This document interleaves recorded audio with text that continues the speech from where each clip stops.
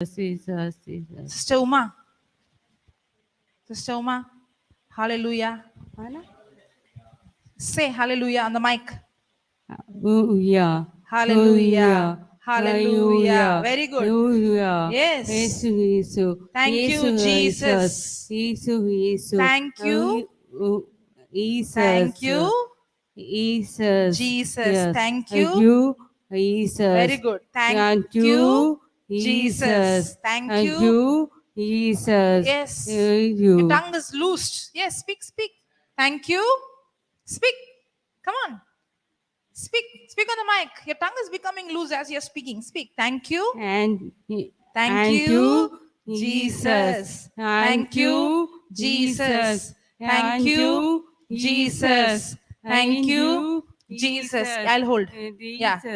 Thank you. Jesus. Very good. Jesus. Thank you. Thank you, Jesus. Very good. You too. Thank you. Thank you, Jesus. Thank you, Jesus. Thank you. Jesus. Praise the Lord. Lord, this. You're the heart, you're the Yes. Shahalahala kikarahantua. Kihanduara shikara bakua kala shidala balala la la la shiadara babana karabana. Sister Uma, can you see your tongue become more and more loose now? Yes. Praise God. Yes. Hallelujah. Thank you, Jesus. Suma? Uma? No. Suma.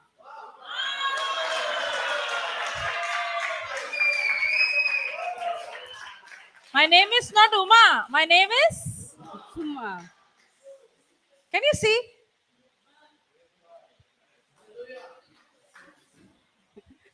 It is not much for you to come and stand here and proclaim. Yes. Yes. Yes. Hallelujah. What is happening? All the strongholds of the enemy is in every session, just like how the word of God is a hammer, it's destroying every stronghold. And as the stronghold is being destroyed, the demons lost its power, control, rulership over your life. Yes. Now, the new and the higher truth, the reality has control over you. Your thoughts and your action. Yes. Can you see? Yes. Can you see the confidence in her? Yes. Is she violent? Yeah. Yes. Is she violent? Yeah. Is she allowing what she's seeing or what she's feeling? Oh, I feel like this. Oh, it's still there. Is her focus anything on the physical, or she's saying, if the word says so, it is so. Yes. Hallelujah. Thank you, Jesus. Praise you, Jesus. Let's close our eyes. Thank you, Father. Thank you. You're so good. Thank you, Lord, for revealing us and showing the areas that we have to do the correction. Thank you, Lord. All these days, the enemy has kept it in the darkness and kept us bound in slavery. But it is your word, the glorious light of the gospel, exposing every lie in every session, every deception and every lies of the enemy is being exposed. Not only exposed, Lord, but you're teaching us how to use your weapon to destroy these strongholds.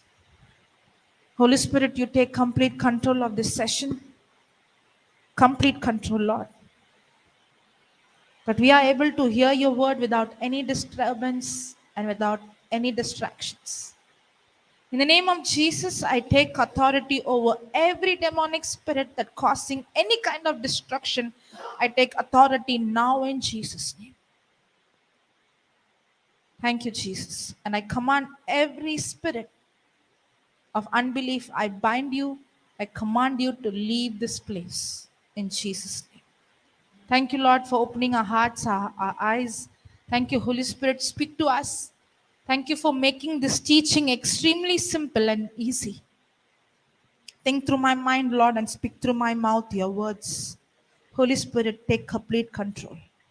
Take complete control. Yes, Lord. Not what I want to speak, but what you want to speak to us. Thank you, Jesus. And we thank you for confirming every word of yours with signs accompanying. In Jesus' name we pray. Amen. Amen. Praise the Lord. Hallelujah. Thank you, Jesus. Praise you, Jesus. Hallelujah. Hallelujah. Okay. Before the break, we were learning about unbelief. Remember? We saw only two kinds of, yeah. So, unbelief is of three kind. The first one we saw, unbelief that comes when a person is ignorant, when you don't know the truth. And ignorance is very, very dangerous. Is it dangerous? Yes. Because the Bible says, my people are destroyed for lack of knowledge. Ignorance of what? Ignorance of the truth. It's very, very dangerous. Because as long as I'm ignorant of the truth, now whatever the devil brings and presents as the truth, I won't be able to discern. What I feel like truth, I accept it as truth. Whoever says what, I will say, oh, really? Correct? That's why many of our belief system, what is philosophy? Philosophy is a belief system. It is a lens through which I perceive, I see, I understand, I interpret everything. Correct? Philosophy is the set of values, the set of ideas, set of belief system that I have, and through which I interpret everything. Correct? Now, most of the time, when I say philosophy, it is the set of values, ideas, belief I have through which I filter everything, through which I, interpret everything. It is a lens that we all have. Everybody here have your own philosophy based on the values, ideas, beliefs you have. From where did you get those beliefs? From where did you get those ideas? From where did you get those values? From where? From the information that you are feeding yourself. Correct? That's why what is considered as right in one place is considered wrong in another place. Correct? Somebody might say there's nothing wrong in living together without getting married. It's a philosophy, it's an idea, it's a value. But from where do people get these values? From where do, and when a person comes and sits, the person already has a philosophy. Nothing wrong in that. What is wrong? When the person has that philosophy, that person is going to interpret everything based on that philosophy. Now, one person might have a philosophy saying, nothing in this world happens without God's permission. Only if God allows, it happens. You come and sit with that philosophy. No matter what is preached, you try to interpret it with that philosophy. Correct? So, everybody has a philosophy, everybody has a lens, and everybody is trying to see things through that lens, through that philosophy.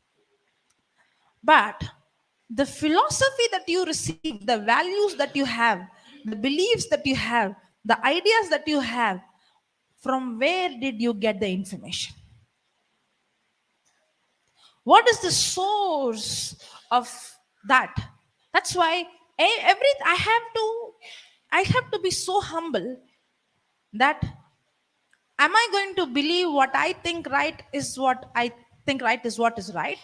Or am I humble enough to make correction when I see it and when the Holy Spirit reveals it in the Word of God? As long as I have a mindset, I know it all, then I can never come out of wrong philosophy. Praise God. Brother, the whole world will see you. See the camera.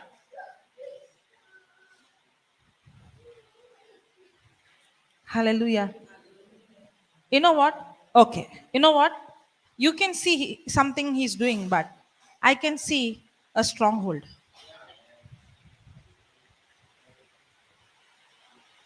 It's a stronghold. No matter how much you clean, the voice will say, see there, see here, see there, see here, see there, see here. The voice is going on, annoying. It's dirty, it's dirty, it's dirty. It's not gone, it's not clean.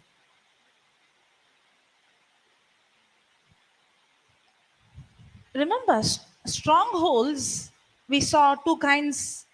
One is a stronghold, it's a wall built that nobody from outside can enter in. Correct? Now, can anybody break the stronghold from outside? No. If you try to help from outside, the person cannot understand nor can take help because there is a stronghold built. But if that person makes a decision, this is not how I want to live, I want to change, but I cannot. And then the person says, Lord, help me. That's when you begin to get help from the Lord. Now, when you see Friedel, okay, yes, you seek some stronghold. Maybe, I don't know, there might be many reasons. But when there are seeds spoken about you, her past is just like my past, even maybe worse than me. I was asking the mother, how was her studies from the childhood? She said, no, she was not good at all. Just like me, failed in every class. Now, when a child fails in every class and gets all zeros, what kind of words would be spoken to the child? What kind of words the teachers would have spoken? The teacher is ignorant, okay? I'm not blaming the teacher. The teacher herself doesn't know. Now I can get bitter with the teacher. Again, that is also a deception of the devil. See that because of the teacher you are like this. Is it possible? Or I can see the teacher as a person who's herself who doesn't know. She did not purposefully speak those words, but she thought if I speak like this, then she will get little and change. Correct? But will the devil leave it? No. Now, even though she's going through all these things, is she humble? When I ask Friedel, you want to be free? Yes. You want to change? Yes. Will you open your mouth and speak? Yes. Is she cooperating? Is she willing to change? I can help. But when the other person is saying, I have no problem, can you help? So don't waste your time. Instead of not wasting your time, you speak faith, rebuking that spirit. Plant the seed, the right for the wait for the right season. Okay? Because the person may not be ready now, but when the right season comes, the person might be ready. What is the right season? And the person himself realizes, I need help. Correct? Hallelujah. Thank you, Jesus. Okay, what was that we were seeing? Ah, yeah. I was talking about philosophy. I'll come to unbelief. Philosophy. Colossians 2:8. Colossians 2:8.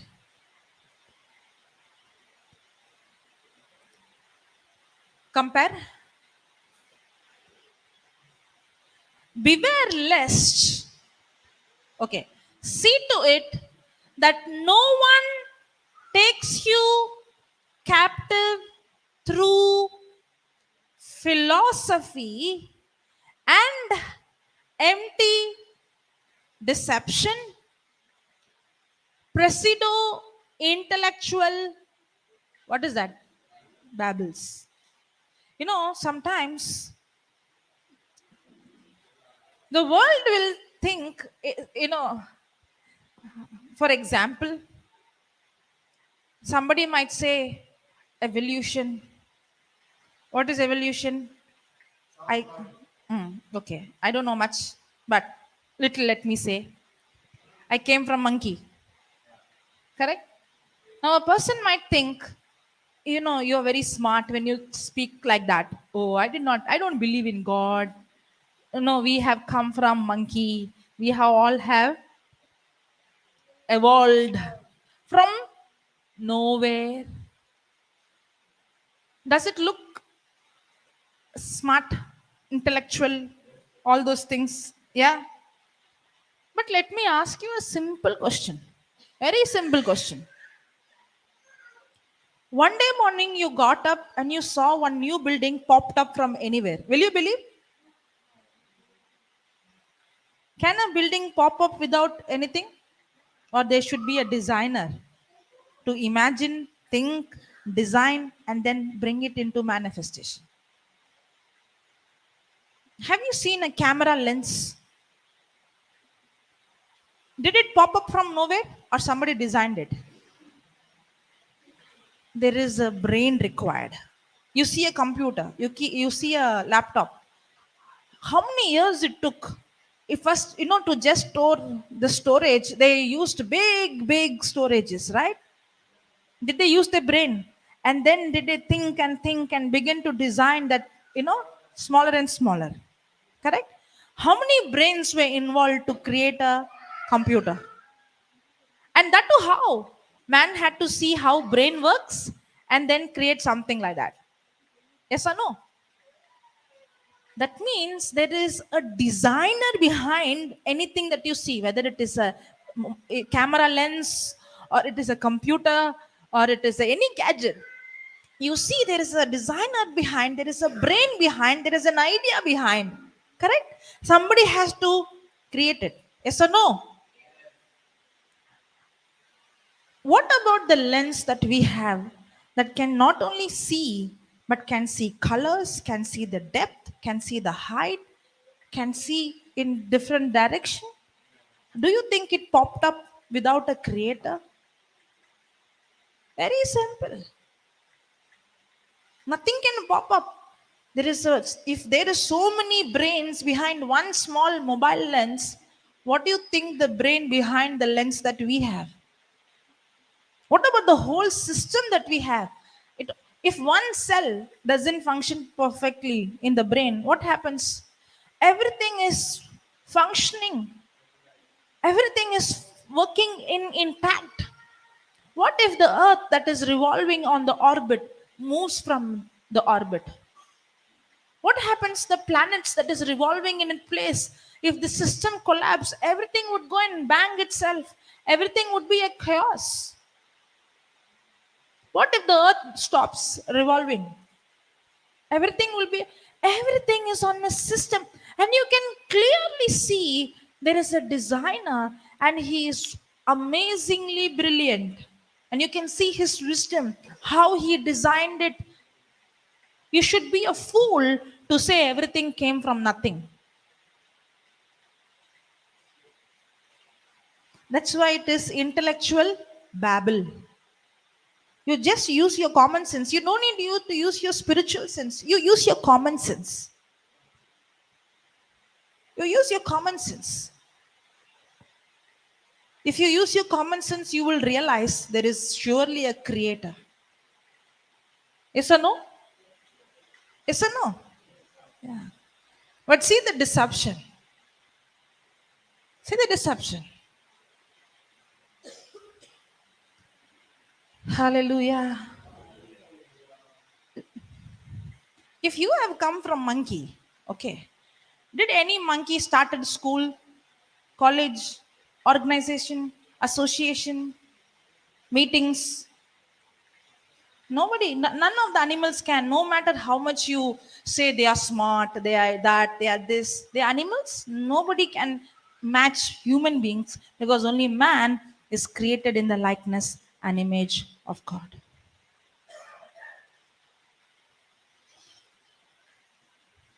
Is the devil taking captive? You know why the devil takes the word? See the word captive in the beginning of the 8th verse.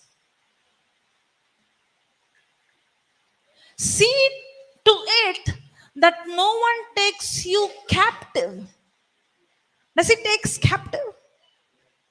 Prison, what is a stronghold? It makes you a prisoner. Captive, how?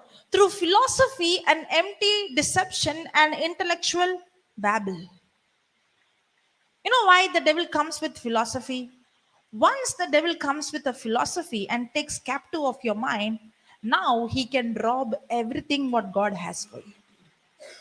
Because he is a thief who has come to steal, kill, and destroy.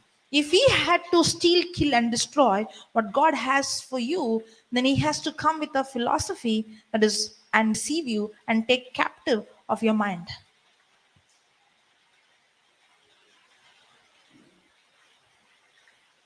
Many times we might think it's only a talk show. Many times I might think it's only science. I'm not saying science is against, but science is itself has not interpreting itself correct, right?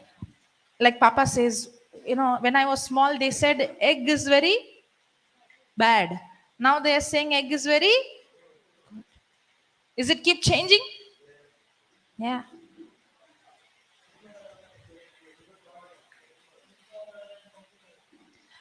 Praise God. Now somebody might say, ah, if you change your food habits, then you can come out of this sickness or from this mental problem. Let me tell you, your food would have only point something effect in your body and mind. I'm not saying it doesn't, but the major impact on your mind is not food. It's your, if your thought life, okay, I'll put it like this. I'll put it like this. Because I'm eating unhealthy food, that's why my body is sick. No, no, no. Because your mind is sick, you don't have self control. That's why you eat everything. Because you cannot control. That the unhealthy eating habit is a result of your sick soul.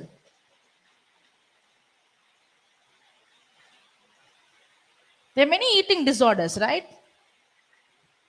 Some of them are really, really major psychiatric problem, eating disorders. A person overeats or doesn't eat. Now, you think it's because of the eating you're sick. No, it's because you're sick here that affects your eating habit. Yeah.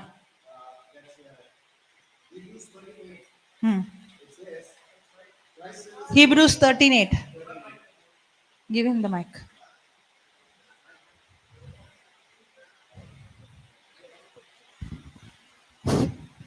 Hebrews 13:8 says, Christ is the same yesterday, today, and forever. Do not be carried away by all kinds of strange teachings, for it is well for the heart and body to be strengthened by grace and not by the regulation about food, which have not benefited those who observe them. Praise God. Thank you. Okay. Now see the scripture. Philosophy and empty deception, pseudo intellectual babble, according to the tradition and what is that? Musings. Huh? Musings of mere men following the elementary principles of this world. Following the elementary principles of this world. The world has its own philosophy. The world has its own idea. The world has its own system. The world has a system, right? And if you see, the system is all about fear. You open the TV, bad news. You open the newspaper, bad news. You open the media, bad news. And it is all what? Causing fear. You put the TV, what comes? Fear comes. Fear of future, insecurity. Now, the world is running in a system, but how do you think the devil will destroy you by this philosophy? Once he takes captive of your mind, of your thoughts, now he can steal, kill, and destroy what God has for you. That's why I am not supposed to be ignorant. Ignorance is very, very dangerous. You see the word tradition, according to the tradition. You know what is tradition? Tradition is something that is passed from one generation to the another generation, which is not in the word. That's why many times I think it is tradition and I think it's from God, but actually it's not according to the word of God. The devil uses traditions to deceive. That's why I have to check every belief system and ask, Lord, is what I'm believing according to the word of God? Let the written word of God be the final authority. Because as long as there's a scripture in Mark, I don't know where it is, 17, 12, 17. It says the traditions of man has made the word of God of no effect. Which scripture is that? Mark? Somewhere 17, I know. 13, 17, 17, 13.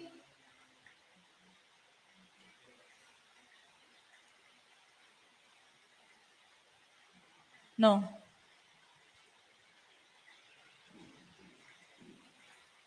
Praise the Lord. Hallelujah. Thank you, Jesus. 7:13. Okay, it's not 17. Okay. Mark 7:13.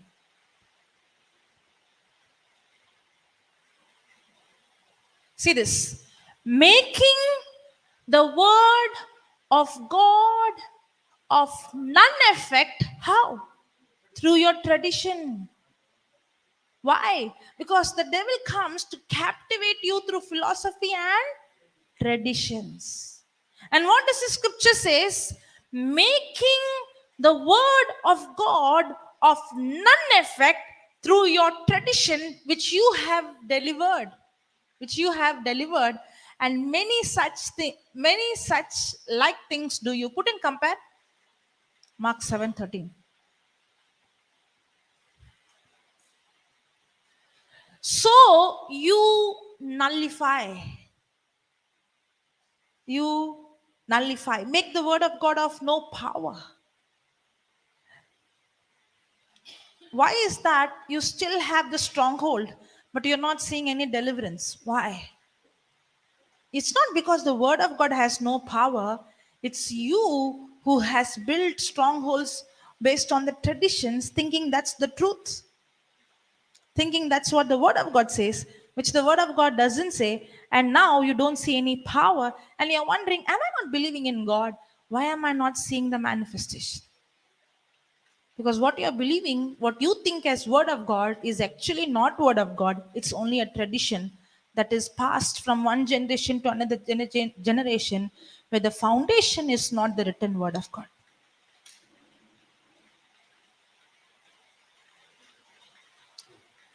Yes or no? Yeah. So you nullify the authority of the word of God, acting as if it did not apply. Check your life. Are you acting as if the word of God is not working? Go and check your belief system. Are you believing because he said, she said, or are you sure it is in the written word of God?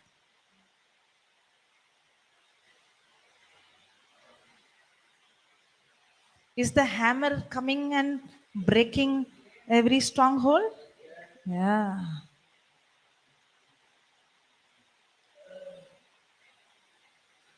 So you nullify the authority of the word of God, acting as if it did not apply. Why? Why?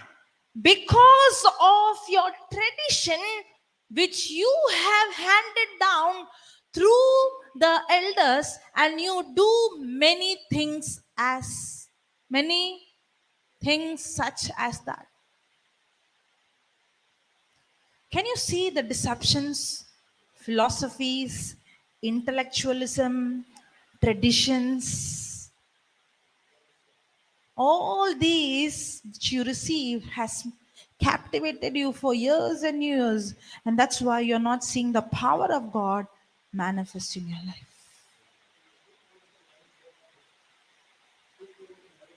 Yeah, read, give him the mic. 2 Corinthians.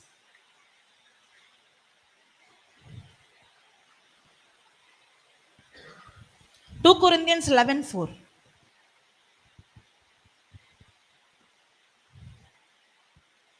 Yeah. For if he that comes preacheth another Jesus, whom we have not preached, or if you received another spirit which you have not received, or another gospel which you have not accepted, you might well bear with him. Praise God. Hallelujah. Thank you, Jesus. Because Paul was preaching on the gospel of grace. But what happened is the Jews and the others, they were trying to bring the misinterpretation of the scripture. Praise God.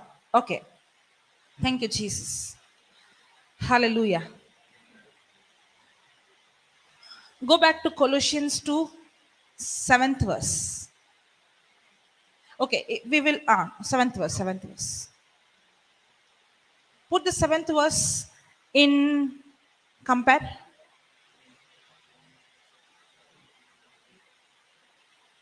Now see this. Have you seen root of any plant? Have you seen? What about the root of a tree? Especially the sycamore tree, the roots are very, very deep, right?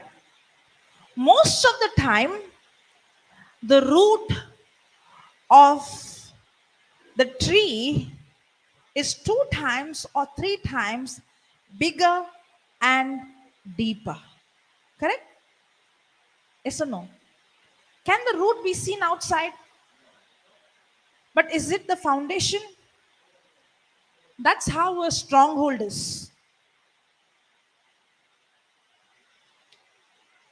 Most of the time, our focus is on the outside. Our focus is on getting the answer. Our focus is in seeing the result. But actually, before it would manifest, the word has to get rooted in me. The more it get rooted, the more and more you become rooted and built in the word.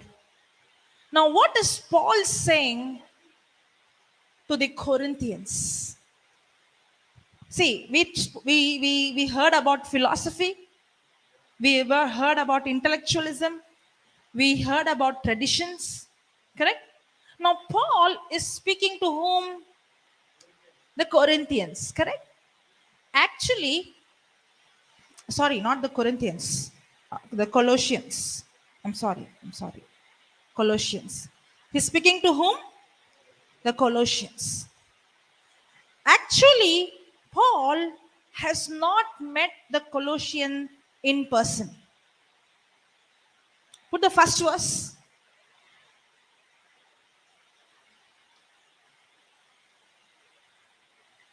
Now see this.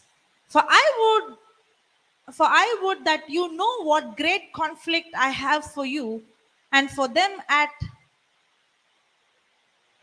Laodicea, and for as many as have not seen my face in the flesh. Correct?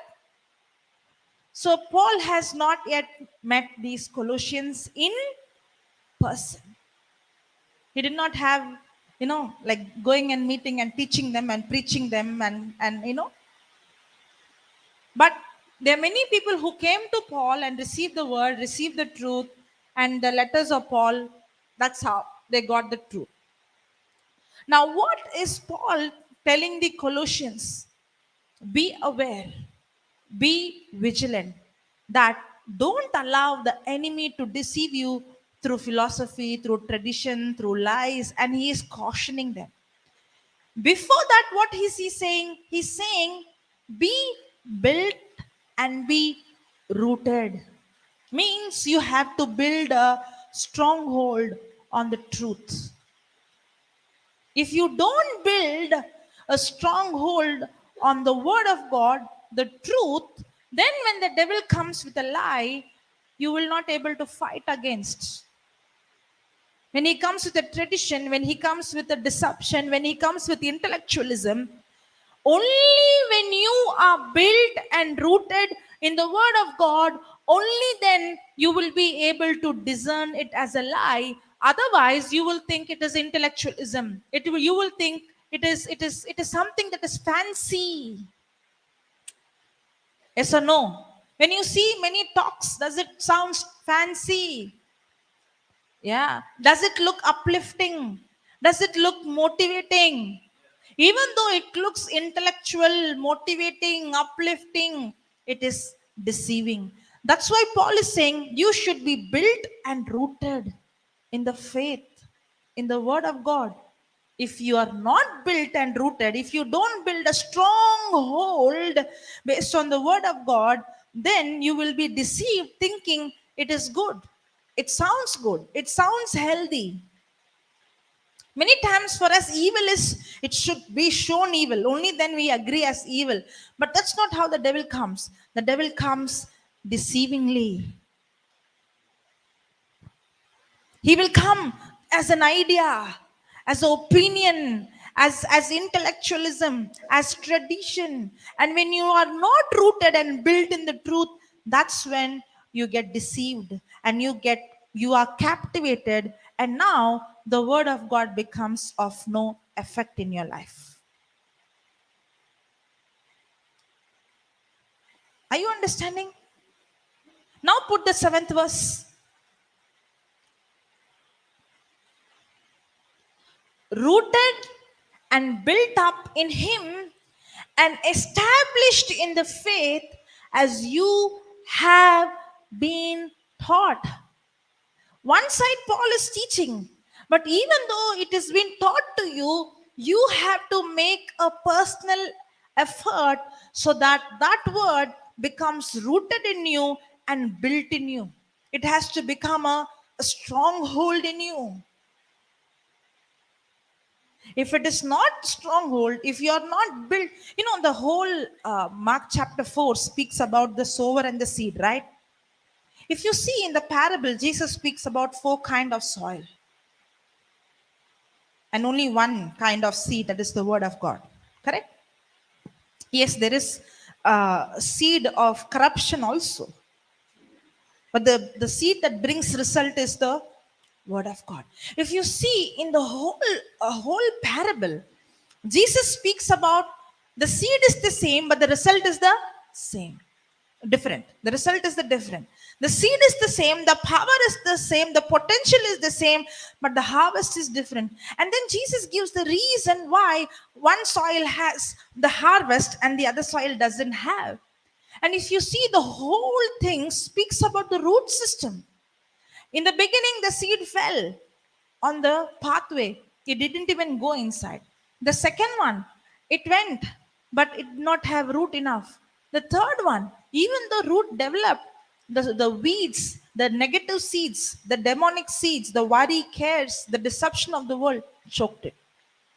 But the good soil is where the seeds not only there. See, how is the stronghold created?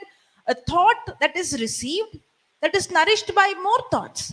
So the word of God has to be received, and it has to remain in your heart, and it has to be nourished, and it has to be rooted.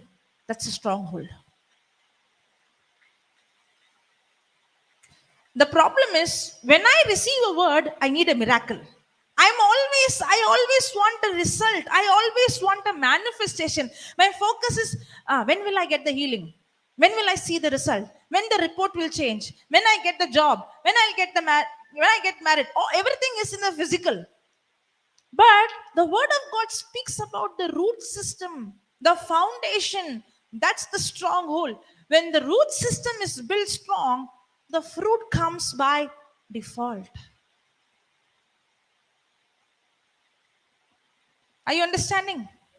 That's why he's saying, be rooted and built up in him and established in the faith as you have taught, abounding therein with thanksgiving. And then he goes on saying, do not allow the enemy to captive you through philosophy, intellectualism, uh, traditions, vain deceit, and all these things can be fancy, but they are deceptive.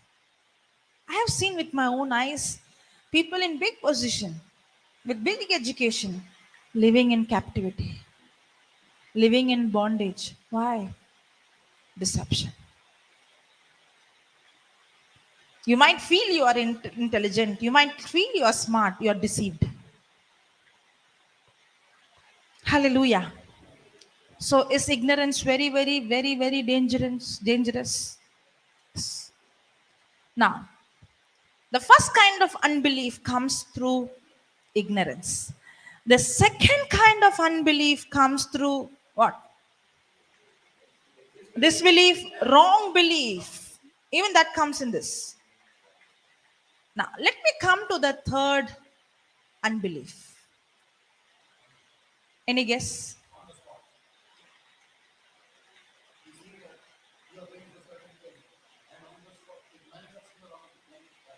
The third kind of unbelief is called natural unbelief.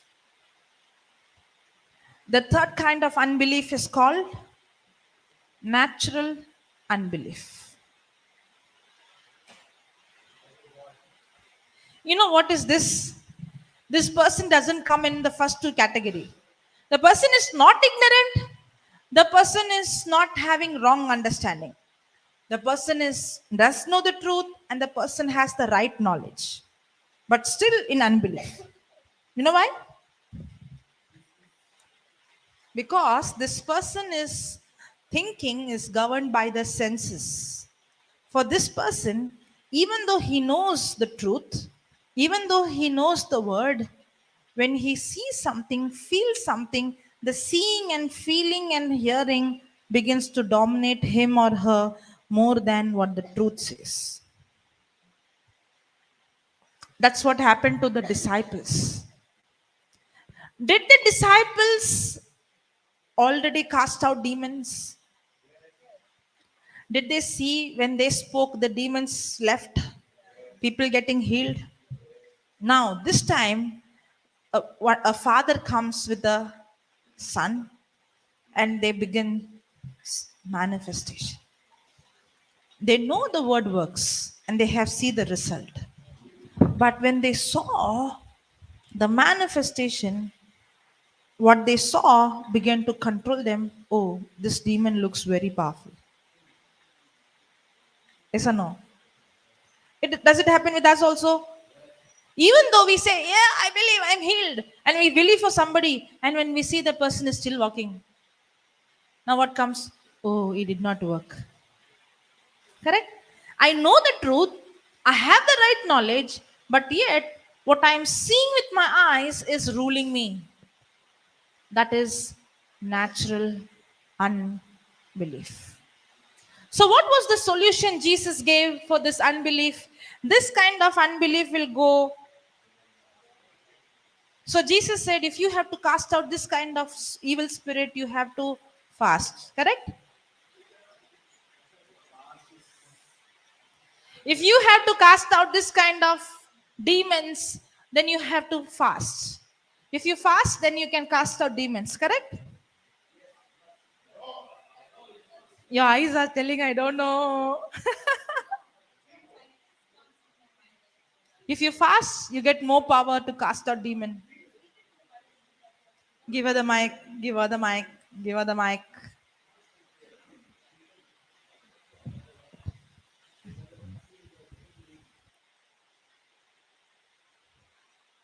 Yeah. It is written Let's in- have a talk now. It is written in the Bible. No, What Jesus, is written in the Bible? Jesus says that without fasting, Like this, hold like this. without fasting, this it doesn't. You can't cast out the demon. Yeah. So if you fast, you get more power and you can cast out demon. Correct? So every time you're going to cast out demons, you fast and go so that you get more power. Correct?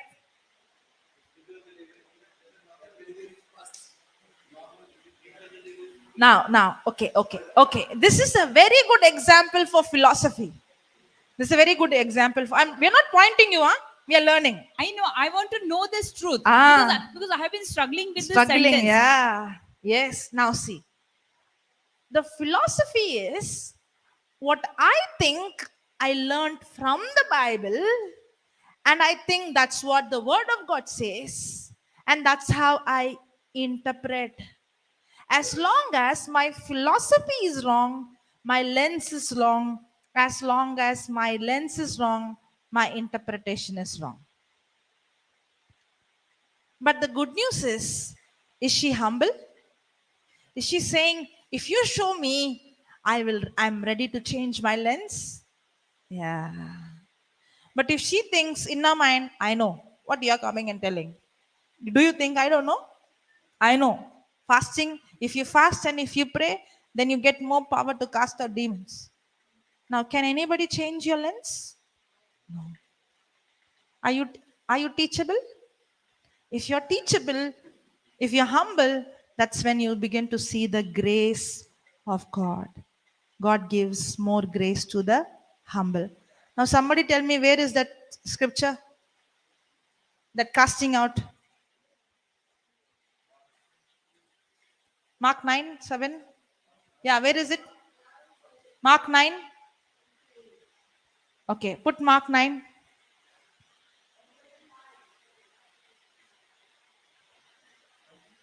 Okay. Put the place where the disciples went. Yeah, come down, down, down, down.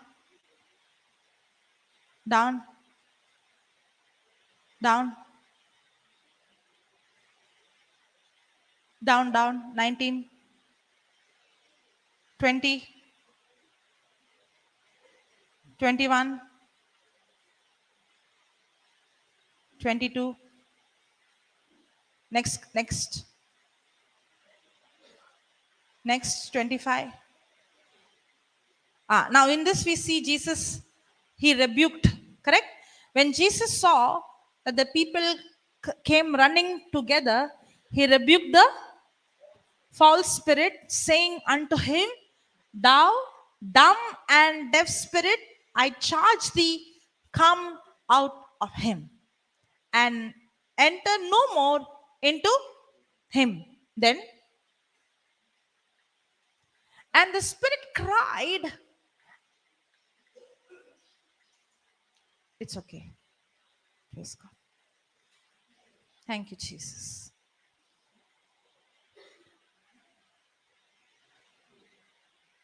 No.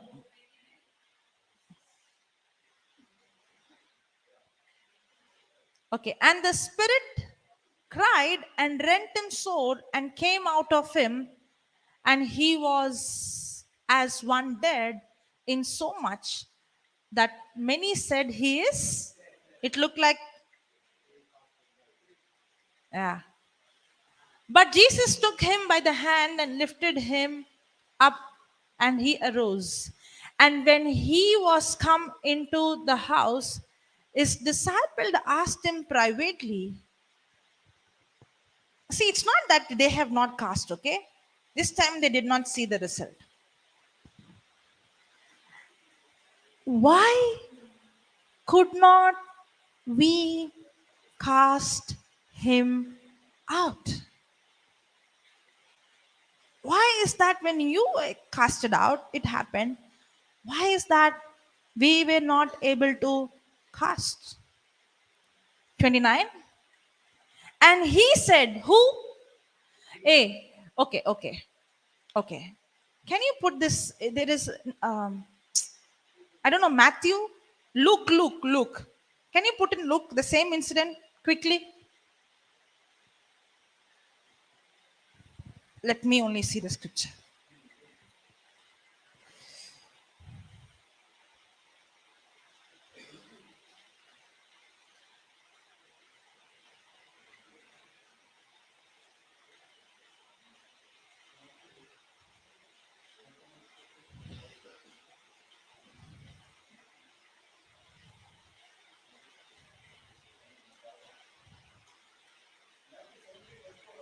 Yeah, put that. Matthew 17:21. Which one we were seeing now? We were seeing Mark, right? Okay, go to Luke. Luke 9.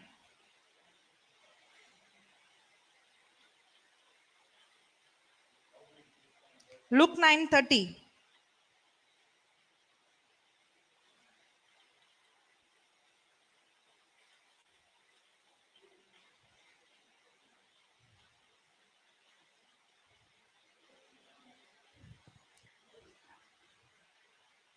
Come down. 37. Come down. Come down to the place where the disciples are asking Jesus. Down, down. Come down.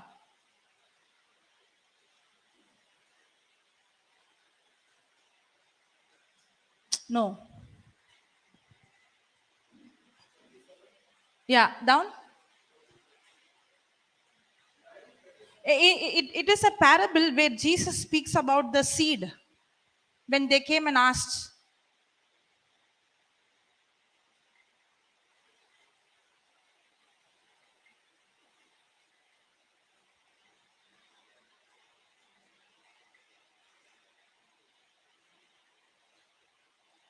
Okay, put Matthew 17.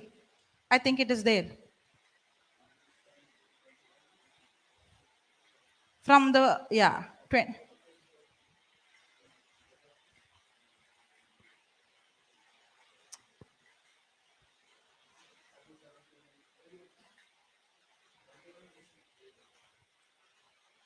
Go up, go up.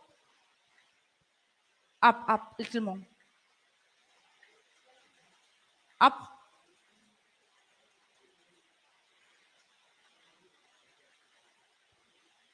Come down. Can somebody give me a Bible so that I can see? Huh?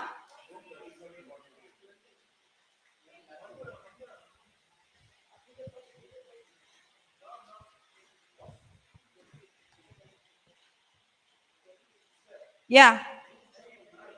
Luke only. Okay, put that.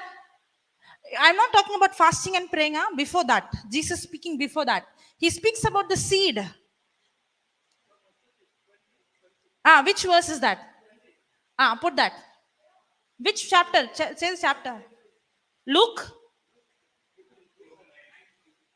Luke 9. Matthew 17. Matthew 17. 20.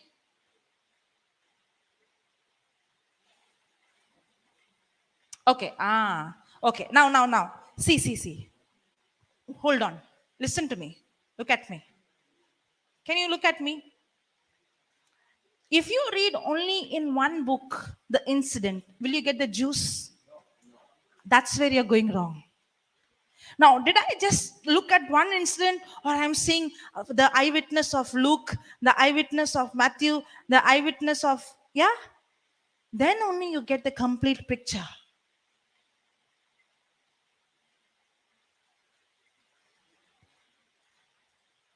Good that I did not get it right time, because you also understood that means in each book there are some keys that has to be removed, and you put everything together. That's why the Bible, you can't just take one scripture. No, the interpretation is in another place. You have to know to connect them. You have to know to rightly divide the word.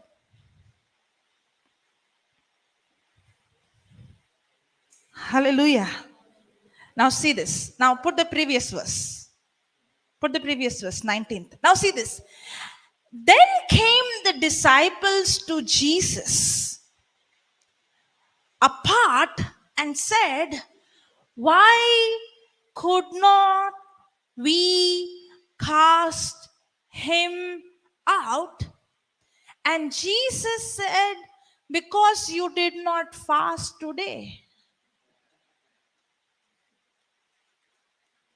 And Jesus said, "Because you did not fast and pray today." Did he say that? Did you see that? Jesus gave a clear answer. The only reason why you were not able to cast is because of your unbelief. And then he did not stop there. He began to explain the system, how it works. How it works. For verily I say unto you, if you have faith as a grain of mustard seed, how does faith works? How does the seed works? The seed has to remain in the soil, and then first comes the root, and the root has to develop. And now when the word is as a seed planted in your heart, and now faith begins to grow. And now, when you have the word as a stronghold in your heart, that's the time when you open your mouth and speak to the mountain has to obey. But if the word is not as a seed planted in your heart, when you see the mountain, you'll say, oh, so big mountain. The mountain becomes more real. What happened to the disciples? What they saw with their eyes became more real. Here, it's not just speaking the size of the seed. Jesus is speaking of the system of how a seed works. As a seed.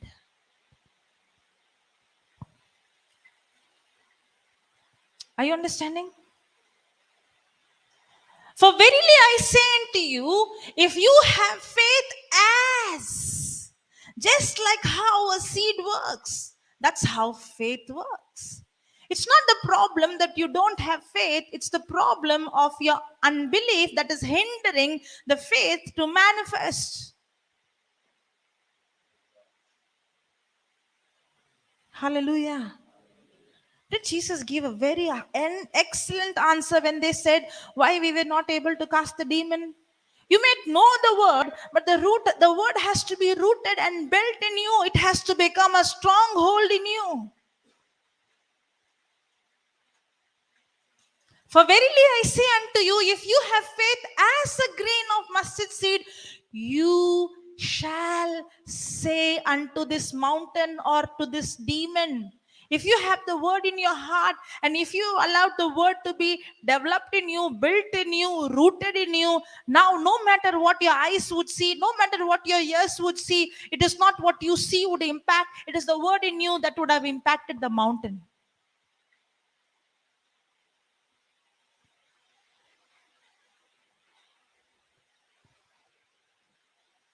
As a grain of mustard seed, you shall say unto this mountain, remove hence to yonder place, and it shall remove, and nothing shall be impossible unto you. Can you see Jesus is speaking to the mountain when he's teaching about casting out the demons? He's not saying it is because you did not fast. He's speaking about faith. He's speaking about unbelief. Now, did she had an old lens, an old philosophy? Jesus said, I have to fast. But now, this is what you heard. Am I showing her exactly what is in the scripture? Now, did I take the sword and crack and break and destroy that lens, which is not according to the word of God? Yeah. Then why did Jesus speak about fasting? Now see the next verse. Is he speaking about unbelief? Yes. Now see the next verse.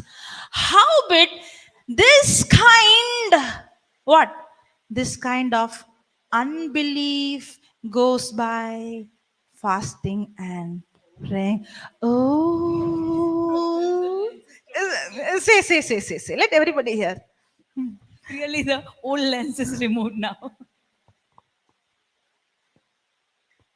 Now, what happened? Now, let me speak little about fasting. Biblical fasting is only fasting when you feed yourself with the word of God. If you're going to remain without eating food, that's not fasting.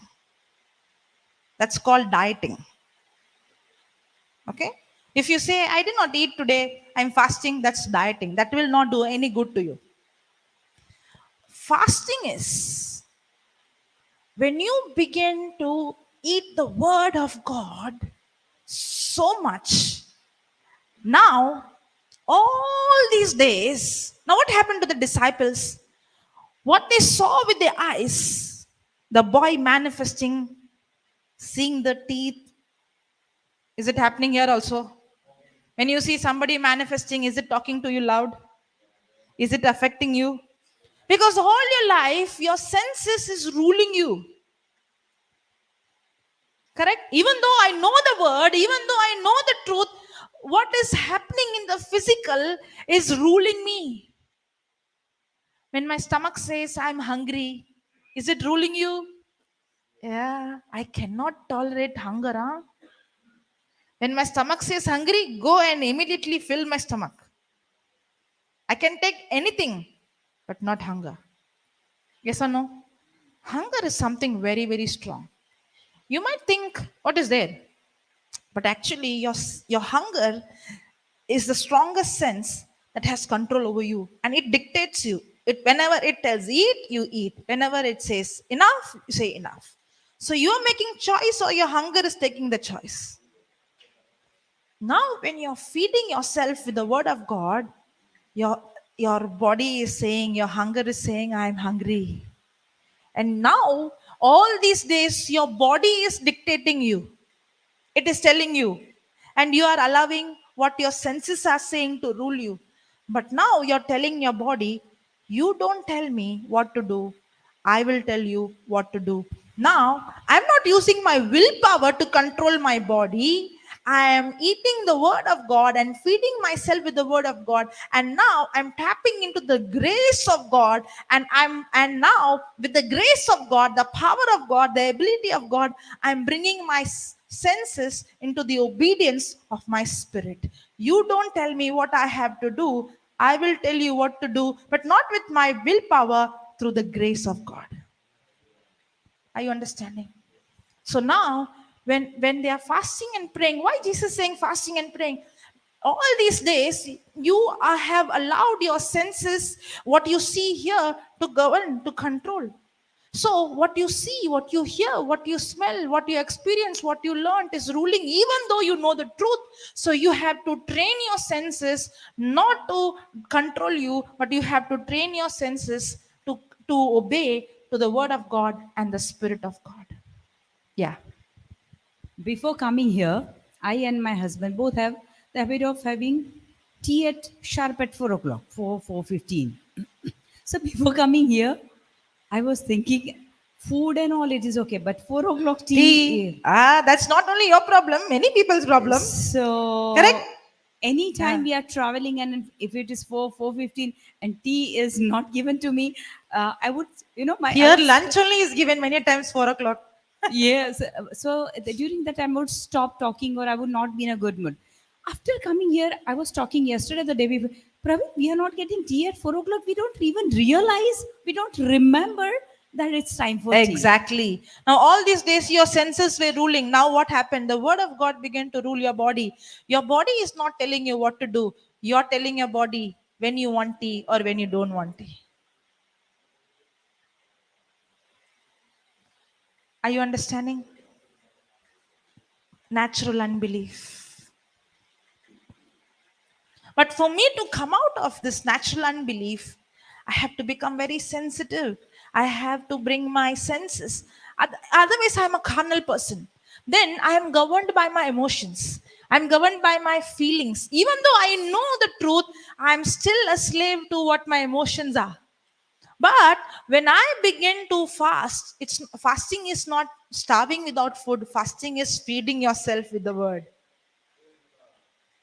Okay, and now you're tapping into the grace of God in such a way that now you're not allowing your senses to dictate you, rule you. For example, my body is saying, okay, paining, you need some rest. If I'm a person who is having natural unbelief, even though I know I'm healed by the wounds of Jesus, the moment my leg says paining, I'll say, okay, go, let's sleep. No movement, rest. And if somebody says, no, no, no, no, you don't know how painful it is. No, no, no. You're controlled by your senses. Now you can tell your leg, see, the feeling is bad, but you don't tell me what to do. I will tell you what to do. You are healed by the wounds of Jesus. Come on, walk. Now what happens? Your body, which was controlling you, now you're controlling your body with the word of God. And you see the very pain which was tormenting you now, the pain began to obey to the word of God, and the pain is gone. Your bone, everything begins to work, function according to the written word. Hallelujah. Thank you, Jesus. Praise you, Jesus. Fasting will not give you more power. No. But fasting will help you to become sensitive. It helps your spiritual senses to become alert. It is not actually the fasting that gives you power. It is the word that you feed. And now when you fast, your body demands, and you're telling your body, no, no, no, no, you obey. You don't tell me. You don't dictate me, I dictate you. All these days, my emotions, my feelings, my senses is dictating. That's why I don't make decision on the word of God. I make decision on my feeling. That's why when I want to run away, I run away. Why I want to run away? I don't feel good. But now, even though the emotion says I want to run away, I'm saying I'm not going to allow my emotions to dictate me. I'm going to allow what the written word of God says to dictate me. Do you think when Jesus went on the cross, he had good feeling, good emotions? No. But yesterday we saw in Hebrews 12:2, looking unto Jesus, the author and the finisher of our faith, despising the shame, he endured the cross with joy. Yes or no? Now, how can he say that he endured the cross with joy when cross was such a torment? You know why? Put that. Hebrews 12:2.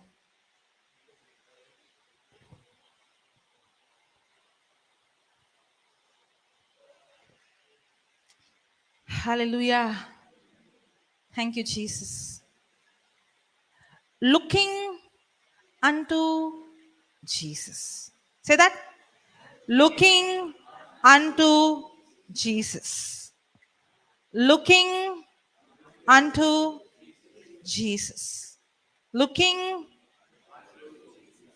The devil wants what? The devil wants you to turn your focus away from him to the problem, or turn your focus away from him to yourself. Correct?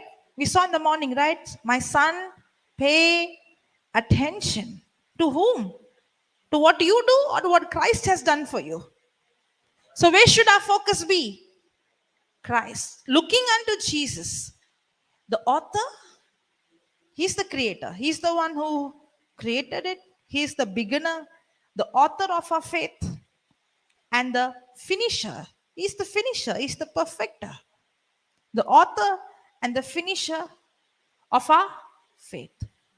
Who, for the joy that was set before him, endured the cross. How can somebody endure the cross with joy? How? Do you think he did not have negative feelings and emotions? He did have, but he did not allow his senses, his emotions to rule him. And he gives a key also. See the next verse. Despising the shame. Can you put compare?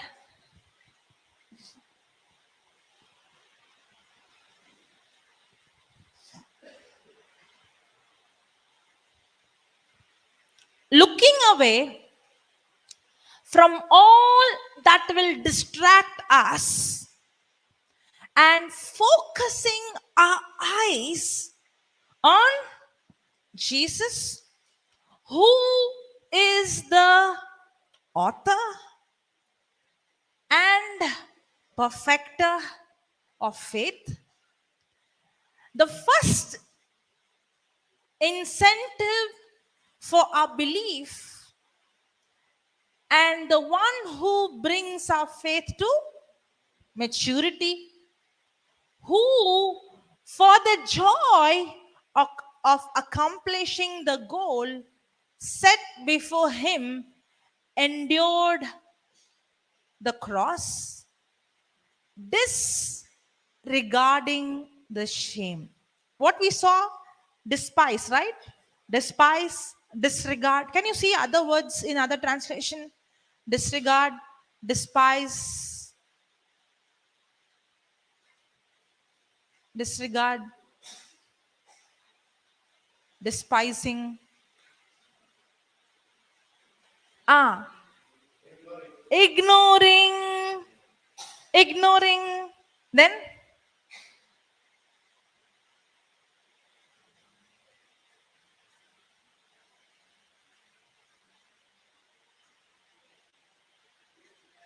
despising, disregarding we saw. Despising, disregarding, ignoring, despising.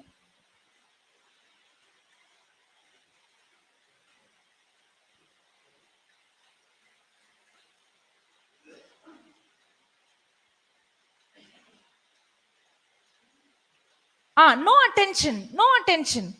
He paid no. Ah, can you see how Jesus endured the cross? Because he disregarded something. He did not pay attention to something. He ignored something. He devalued something. Scorning means what? I don't know. Okay, now, if you focus, pay attention, regard, give value, only then that thing begins to master you. Jesus was deregarding, or he was not paying attention to the shame. That means, even though he was put in a state of where he is naked, where he is insulted, he is rejected, he is abused, his focus was completely on the will of the Father. His focus was completely on you and me receiving salvation. That's why he did not pay attention to the shame that he was going through.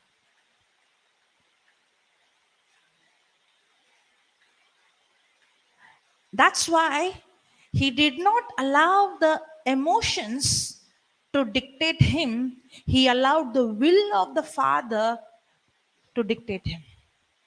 Even when he was sweating blood and he said, Father, is there any other way? He did not, see, it is not the suffering that he wanted to be separated, but he didn't want the disconnection from the Father. But yet, did he move forward? Yes. Did he allow his emotions to change his direction? Did he allow his feelings to change his direction? Or did he allow the word of God? Did he despise? Did he disregard? Did he ignore? Devalue the shame? Yes, if he can, I can, because the Bible says that we have to look unto him.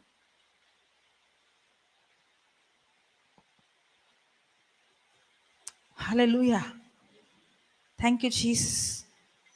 Praise you, Jesus. What do I value? What does Jesus value? Now, many times your emotions might be negative. Your feelings might be negative. Okay. You might be having feelings. Go away from here. Don't do this. Don't speak it. Don't listen to this. You might have feeling. But yet, can you continue to do what the word says even though you don't feel like? Every time you won't feel excited, hallelujah. Every time you won't feel the goosebumps. Every time you won't feel the fire. The times your feelings might be negative because of the pressure. But even then, can you make a decision and say, even though I feel not good, I'm going to still open my mouth and speak the word of God until I bring the thought into captivity. That word changes my negative emotions into godly emotions. That's how Jesus was able to embrace the cross with joy. It was not his emotions that governed him, it is the will of the Father.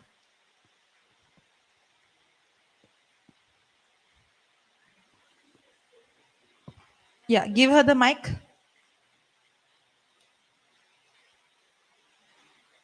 Yeah, come closer, sister. Yeah. Is the mic on? Natural unbelief is a spirit.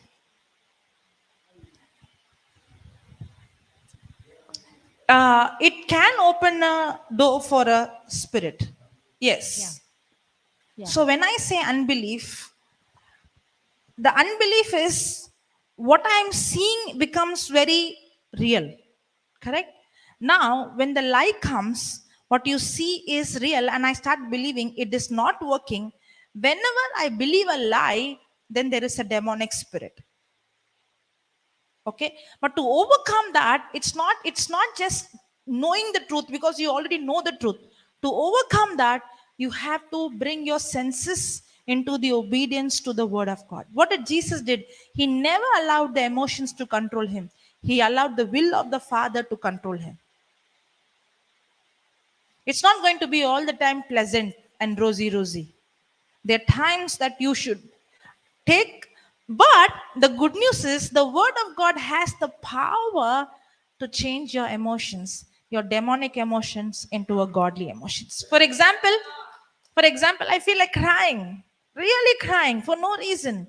Now I can take the scripture and say, the joy of the Lord is my strength. Now, when I'm saying the joy of the Lord is my strength, everything in my senses is saying, no, you don't feel joy, you feel depressed. Now, I have a choice to allow my senses to control me, or open my mouth and say, the joy of the Lord is my strength. I feel like crying. I might be even crying, and the joy of the Lord is my strength. Can I do that? Yeah. What you're doing, you're crying, but not allowing your crying, your emotions to control you. You're opening your mouth and using the weapon. Yeah. That's how you don't wait for the cry to go. You take the weapon and bring your senses into the obedience of Christ. As you're crying, open your mouth and say, the joy of the Lord is the joy. As you're saying, the word of God goes and destroys that spirit that is bringing sorrow and binds it. And now, all of a sudden, you see the joy which is in your spirit begins to bubble out, and you start laughing and you're set free. Are you understanding? Hallelujah.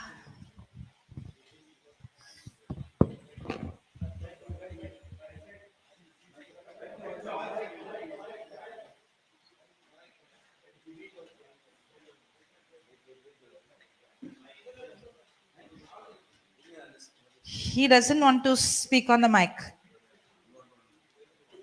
He's telling about somebody. I don't know who he's telling about.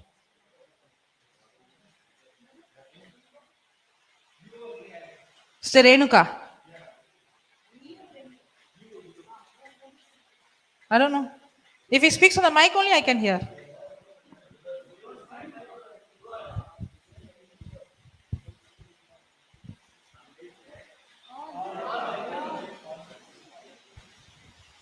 Eh, I think 15 days or maybe your husband has been healed and you was crying and Papa asked, why she is crying.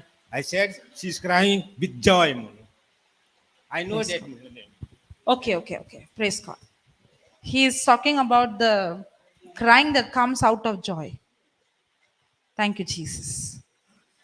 Hallelujah. Unbelief and? See, the Bible says that you have been given the measure of faith. And the Bible says in Galatians 2:20 that you have the faith of the Son of God. So it's not the problem whether you don't have uh, faith. You have faith, but it is your unbelief that is not, it is hindering your faith to manifest. So yes. Same. Yes. Yeah. Yeah, that's what I said. It's a spirit. No, now once you get the truth, you bring that spirit into captivity.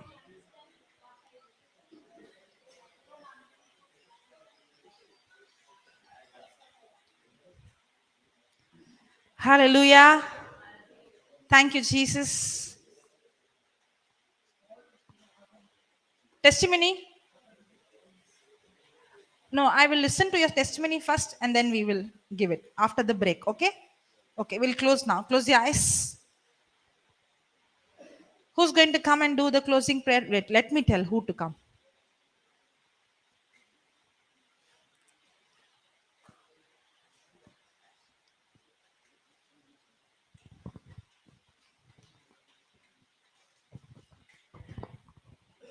Thank you, Jesus. Praise you, Jesus. Heavenly Father, I thank you and I praise you. Lord, you are the most high God that you have, with the word of God, your word, which you reveal us every day. New truths regarding our strongholds, how to destroy the strongholds. Thank you, Lord Jesus, for teaching this. Each and everyone's heart has been completely transformed, and we receive your goodness in us. And I thank you and I praise you in the mighty name of Jesus. Amen.